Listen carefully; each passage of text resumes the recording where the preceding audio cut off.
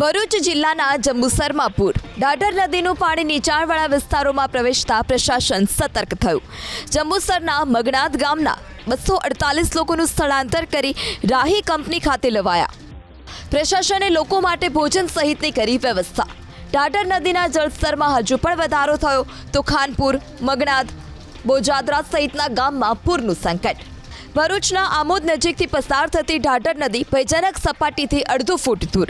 નદીની જળ સપાટી 101.50 ફૂટે પહોંચી, જ્યારે કે નદીની ભયજનક સપાટી 102 ફૂટ છે. આજવા સરોવરમાંથી પાણીની આવકને કારણે ઢાઢર નદીની જળ સપાટી વધી. નદી કાંઠાના ગામોમાં અપાયું એલર્ટ. ઢાઢર નદીના પાણી આમોદ જંબુસર રોડ પર ફરી વળ્યા. પાણીના પ્રવાહની વચ્ચે જીવને જોખમમાં નાખી લોકો થઈ રહ્યા છે પસાર. તેજ વહેણમાં બાઇક ચાલક માંડ બચ્યો.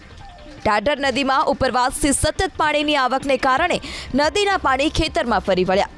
આમોદ તાલુકાના જૂના દાદાપુર, નવા દાદાપુર, વાડિયા ગામના ખેતરોમાં પાક પર પાણી ફરી વળ્યું.